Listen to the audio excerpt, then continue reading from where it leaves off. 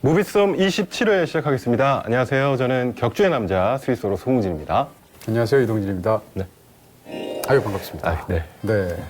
오늘 또 제목부터가 굉장히 로맨틱하게 들리는 네. 그런 작품으로 오늘은 시작하죠. 로맨틱하게 좀 발음을 해야. 한번 해주세요. 아우, 스윗하고 소로풀하게 해주세요. 네. 당신 거기 있어줄래요? 이거 뭐 시킨다고 네. 또 해요, 정말. 시작부터 민망합니다. 네. 아니 또 로맨틱하면 또 네. 못했으니까요. 이 당신 거기 있어줄래요는 원작이 워낙 더 유명한. 네. 우리나라에서도 굉장히 많은 인기를 끌었던 소설이죠. 보셨어요? 읽어보신 적 있어요? 네. 아니, 제가 먼저 묻겠습니다. 네. 네. 아니 근데 저는 딱 네. 표지를 봤는데 집에 있긴 있어요. 네네. 이 소설이 있는데. 표지가 약간 로맨틱하죠. 네, 그래서 쉽사리 손이 안 가더라고요. 또 의외로 또 상남자 쪽이시군요. 네.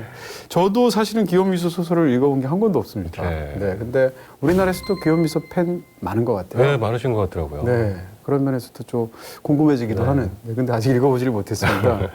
어쨌건 이 당신 거기 있어줄래요는 뭐 이야기 스토리 라인 같은 게 굉장히 재밌는 것 같은데 원작자와 관련해서 재밌는 얘기 또 있더라고요. 어떤 얘기요? 이게 사실 설정이 뭐 어떻게 보면 흔하다고 할 수도 있고 어떻게 보면 굉장히 재밌다고 할 수도 있잖아요. 그래서 많은 나라에서 영화화 판권을 위해서 접촉을 했다고 하는데 네. 소설도 나온 지도 꽤 됐으니까요. 그렇습니다. 근데 기업미소가 이제 다른 나라의 이제 영화화 판권을 관리를 굉장히 까다롭게 해서 넘기지 않았는데 한국에서 요청 온 것에 대해서 이례적으로 오케이를 했다는 거죠. 그래서 기업미소의 이 소설을 영화화한 당연히 최초의 영화가 한국 영화가 됐고요. 그러면서 이제 그 한국 쪽의 의사를 밝히면서 쓴 어떤 편지 비슷한 그런 것을 제가 봤는데 그렇게 고른 이유 중에 상당히 중요한 이유가 김윤석 씨 때문이더라고요. 추격자 팬인 것 같고요. 추격자에 나오는 김윤석 씨 연기를 너무 좋아한대요. 그래서 아마 캐스팅하고도 관련이 돼 있지 않을까. 4885. 대한민국에서 제일 유명한 끝 네 자리 번호 4885. 네. 그렇죠? 네. 자, 이런 간단한 얼개를 말씀드렸는데 네, 정확한 스토리 라인에 대해서 말씀해 주시죠. 말씀드리겠습니다. 평생 후회로 남은 과거를 지닌 채 살아가는 수현. 어느 날 그에게 인생을 뒤바꿀 10번의 기회가 찾아옵니다. 알약을 먹은 후 30년 전 과거의 자신과 마주하게 되는데요. 누굽니까? 한수연이요. 내가 한수연인데. 현재의 수현, 그리고 과거의 수현. 나와 나 사이에 생각지 못한 갈등. 아니 왜 온 거예요? 미래에서 과거까지 온 진짜 이유가 뭐냐고요? 이유 같은 거 없어. 그냥 연애 한번 보러 왔을 뿐. 거기에도 연하 있어요? 거기 연하 없어요? 사랑하는 사람을 지키기 위해 벌이는 두 사람의 긴박한 사투. 과연 현재와 미래는 두 사람이 원하던 대로 바뀔 수 있을까요? 당신한텐 과거지만 나한텐 미래예요. 내 미래는 내가 정하는 거고. 오늘의 무비썸. 과거와 현재를 넘나드는 감성 판타지. 당신 거기 있어줄래요? 입니다.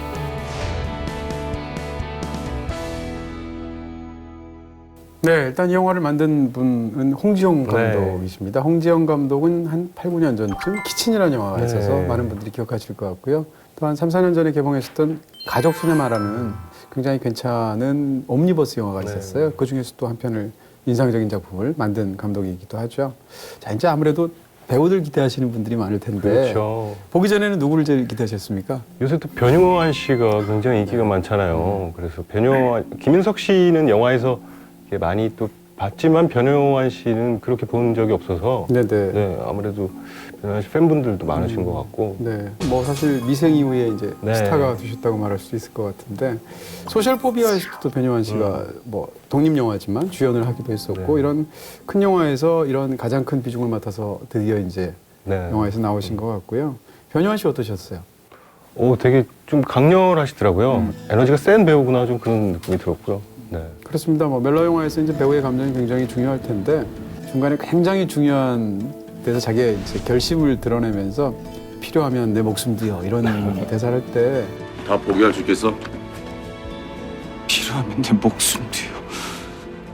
그 부분에서 변요한 씨의 어떤 감정 같은 게 굉장히 좋더라고요. 그래서 저런 굉장히 깊은 감정을 표현하시는 좋은 배우구나 이런 생각을 하게 됐습니다. 네. 반면에 좀 김윤석 씨는 조금 좀 불안한 마음으로 영화를 보기 전에 그런 마음이 들었던 것 같아요. 4885 때문에? 네, 워낙 김윤석 씨 하면 그냥 무서운 아저씨라는 이미지가 워낙 강하시잖아요. 손모가지. 네네. 그래서 이런 멜로 영화에 과연 잘 어울릴까 좀 그런 그런 좀 생각을 하고 보게 됐어요. 예전에 김윤석 씨랑 인터뷰를 한 적이 있는데 좀 오래전 일이긴 한데 그때 김윤석 씨가 어떤 영화를 해보고 싶냐고 제가 여쭤봤을 때 어떤 얘기를 하셨냐면 멜로 하고 싶다는 얘기를 했어요. 네. 딱 집어서. 네. 그것도 이제 약간 나이가 든 성숙한 사람들의 젊은이들의 연애가 아닌 그런 연애 영화를 한번 절절하게 찍고 싶다라고 했는데 이 영화는 조금 경우는 다르긴 하죠. 근데 어쨌건 그 멜로 영화에 들어가 있는 김윤석 씨를 보게 된 그런 느낌이 있습니다. 근데 김윤석 씨가 사실 연기를 굉장히 잘하시는 분이잖아요. 네. 뭐 말할 필요도 없이. 근데 이제 이게 2인 인력 캐스팅이지 않습니까? 네. 두 사람이 한 명을 같이 연기를 하나의 캐릭터를 같이 연기하면 닮아야 되잖아요. 그렇죠. 둘 중에 누가 더 좋아했을까요? 내 30년 전이 변호연이라고 그러면 김윤석 씨가 더 좋아할까요? 아니면 변효한 씨가 30년 뒤에 김윤석이라면 예. 두 분의 속마음은 절대 알 수가 없어요. 속으로 내가 더 낫지 뭐 이렇게 하실 수도 있을 것 같아요. 서로 자기가 영광이었다고 말씀하시겠지만 네. 변효한 씨 잘생긴 건 말할 필요 없고 저는 김윤석 씨도 잘생긴 것 같아요. 네, 그럼요. 굉장히 남자답게 멋지게 생기신 그런 외모가 아닌가 싶기도 하고요. 근데 이렇게 둘 중에 이렇게 2인 인력을 하게 되면 비슷해 보여야 되니까 실제로 모사하는 연기를 합니다. 네. 예를 들어서 여기서 이제 그 자료를 보니까 실제로 변효한 씨 이마에 어떤 상처가 있다고 하던데 그래서 그 촬영하는 날 미리 이야기를 해서 제대로 상처 분장을 받고 그리고 김윤석 씨가 나타났다는 거예요. 그런 얘기들이 자료에 있더라고요. 반대도 마찬가지인데 변효한 씨 같은 경우에 이제 김윤석 씨가 담배를 피는 동작, 전화를 받을 때의 손 모양 이런 것들을 유심히 봐서 영화 속에서 그런 걸 모사하는 그런 연기를 했다고 하니까 혹시 영화 보실 때 담배를 어떻게 피우는 거야? 손가락을 뭐 담배 이렇게 하면 없어 보이잖아요. 이렇게 피우나 뭐 이렇게 피우나 이런 걸 한번 보시면 담배 피는 장면은 워낙 많이 나오니까 네, 이 영화는 사실은 이게 뭐라고 그러나요? 보건복지부에서 투자해야 되는 영화 아닙니까?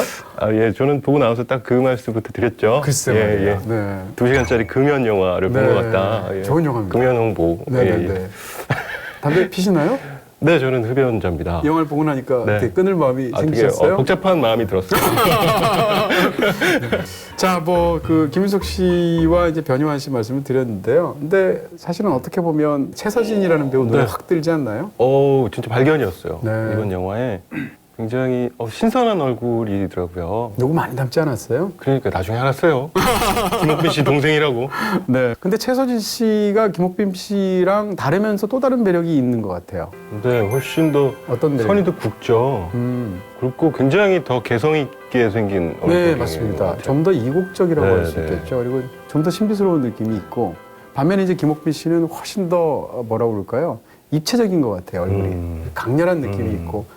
그래서 둘 다 배우로서 참 좋은 얼굴이라고 생각이 드는데 이 영화에서 사실 그 극 중에서 그녀는 너무 사랑스럽잖아요. 네. 성격도 변효한 씨는 약간 이렇게 내성적이기도 하고 또 이렇게 마음에 어렸을 때 어떤 상처가 있잖아요. 근데 그걸 감싸주기도 하면서 또 굉장히 대시도 잘하죠. 네. 나 너 아이 갖고 싶어.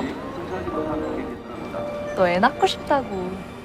어떤 남자든 젊었을 때 참 바라던 그런 여성상이 아닌가, 사랑스러운 여성상. 대사가 오자마자 당신의 아이를 낳고 싶다. 이런 여자를 원하신단 말이에요?